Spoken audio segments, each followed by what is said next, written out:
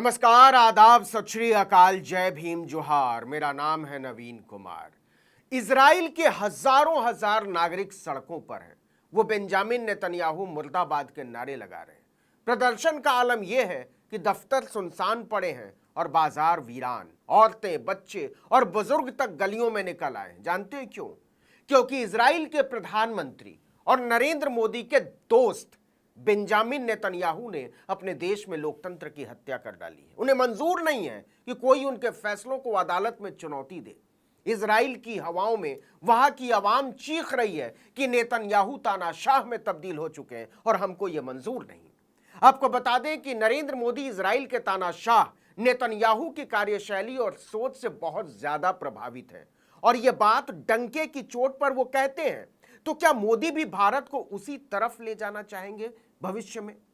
जी हां, 4 साल पहले इजराइल के जिस प्रधानमंत्री बेंजामिन नेतन्याहू को बधाई देते हुए नरेंद्र मोदी ने हिब्रू भाषा में ट्वीट किया था कि इजराइल के नागरिकों और दोस्त नेतन्याहू को फ्रेंडशिप डे की शुभकामनाएं, वो अपने देश का तानाशाह बन बैठा है।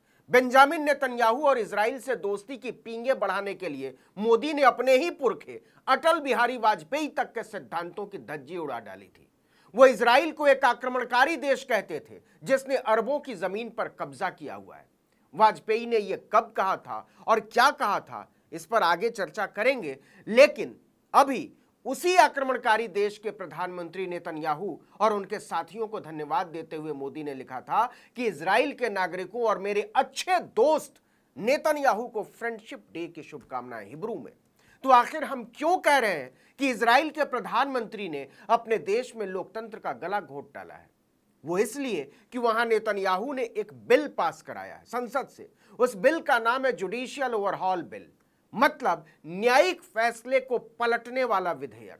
इसके पास होने से इजराइल की सरकार को सुप्रीम कोर्ट के फैसलों को पलटने का अधिकार मिल जाएगा। मतलब सरकार इजराइल के सुप्रीम कोर्ट के फैसले को भी पलट सकती है, उसको नहीं मान सकती। इसके अलावा सरकारें जजों की नियुक्ति में दखल दे सकती हैं। साफ है कि मोदी के गहरे दोस्त नेतन्याहू ने सुप्रीम कोर्ट को सरकार के चूहे के रूप में तब्दील कर दिया है। नया बिल लागू होने से किसी कानून को रद्द करने के मामले में भी सुप्रीम कोर्ट की ताकत बहुत सीमित रह जाएगी। भारत में विपक्ष लंबे समय से इल्जाम लगाता रहा है कि मोदी भी सुप्रीम कोर्ट को अपनी कठपुतली के तौर पर तब्दील करना चाहते हैं और वो इस तरफ बढ़ रहे हैं। अब आइए जरा नेतन्याहू और मोदी के काम करने के तरीके की समानता पर भी गौर कर लीजिए। वोटिंग के नाम पर इजराइल की सरकार ने संसदीय परंपरा का माखौल उड़ाया है। यह बिल शून्य के मुकाबले 64 वोट से पास हुआ है, क्योंकि बिल पर वोटिंग के दौरान विपक्ष के सभी 56 सदस्यों ने इसका बाइकआउट कर दिया था, बहिष्कार कर दिया था। बावजूद मोदी के दोस्त नेतन्याहू गाल बजा रहे हैं कि यही राष्ट्रवाद का तकाजा है। अलग अलग सरकारी महकमों के बीच संतुलन बनाने और इसे चलाने के लिए यह बिल बेहद जरूरी था, बिल्कुल उसी तरह जिस तरह मोदी सरकार ने कृषि बिलों के समय किया था। जिस समय इजराइल की संसद में सुप्रीम कोर्ट को सरकार का चूहा बनाने वाले बिल पर वोटिंग के नाम पर लोकतंत्र का गला घोटा जा रहा था, उस समय हजारों लोग तेल अवीव की सड़कों पर प्रदर्शन कर रहे थे। जनता नारे लगा रही थी कि वो देश के पीएम को तानाशाह बनते देख रहे हैं। आपको एक बार फिर से बता दें कि इस बिल के पास हो जाने के बाद इजराइल में सुप्रीम कोर्ट सरकार के किसी भी फैसले को गलत बताकर खारिज नहीं कर सकेगा। मतलब सरकार ने जो कह दिया सो कह दिया। सरकार के खिलाफ सुप्रीम कोर्ट के किसी फैसले का कोई मतलब नहीं रह जाएगा। और जब सुप्रीम कोर्ट ही सरकार पर सवाल नहीं उठा सकता, तो किसी विपक्षी दल, किसी विपक्षी नेता, किसी संगठन, किसी संस्थान, किसी समूह या जनता के सवाल उठाने का सवाल कहां उठता है? अब इस स्थिति को जरा भारत की स्थिति से मिलाकर देख लीजिए। कश्मीर से लेकर मणिपुर तक देख लीजिए, सीए एनआरसी से लेकर यूनिफॉर्म सिविल कोड तक देख लीजिए, कपड़े लत्ते से लेकर भाषा तक, नौजवानों को कुचलने से लेकर पहलवानों को कुचलने तक के वीडियो याद कर लीजिए। हम कहां जा रहे हैं और हमको किस तरफ ले जाने की तैयारी हो रही है, इसकी एक झलक आपको मिल जाएगी। लेकिन यहां एक अंतर है। इस बिल के खिलाफ इजराइल की जनता ने विद्रोह कर दिया है। लोग सड़कों पर नारे लगा रहे हैं दिन रात, लोकतंत्र या विद्रोह, इजराइल में तानाशाही नहीं चलेगी, नेतन्याहू गद्दी छोड़ो, वगैरह वगैरह।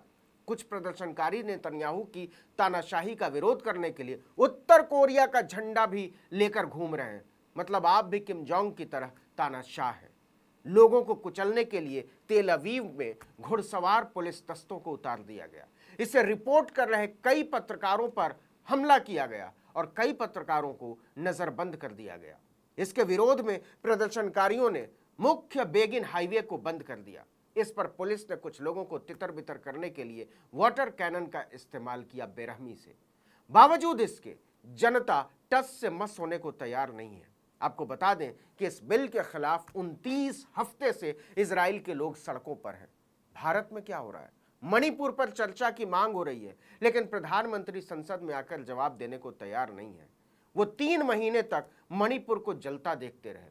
अब तो खुद उनकी पार्टी भाजपा के नेता और विधायक कह रहे हैं कि यह सरकार समर्थित फसाद है और मोदी रैलियों, सभाओं, विदेशों में न्यू इंडिया के नए राष्ट्रवाद पर भाषण झाड़ते फिर रहे हैं।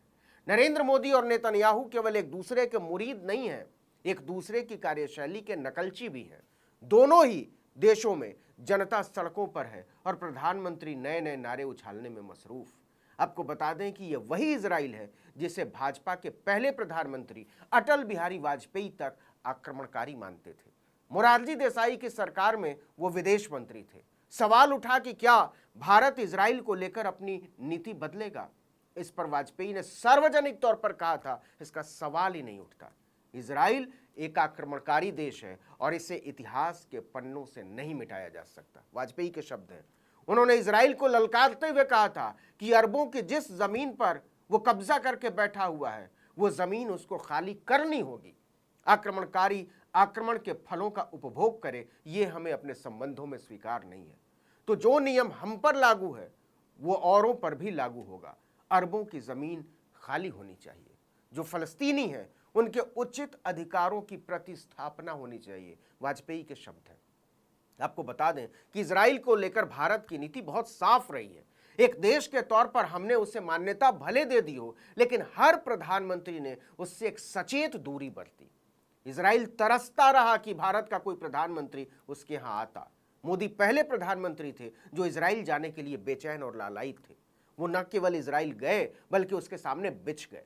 यहां तक कि जब इंदिरा गांधी ने 1971 की लड़ाई छेड़ी, इजराइल की इतनी हैसियत और ताकत नहीं थी कि वो हथियार दे सके। बावजूद इसके वहां की तत्कालीन प्रधानमंत्री गोल्डा मायर ने भारत को हथियारों से भरा जहाज भेजा था।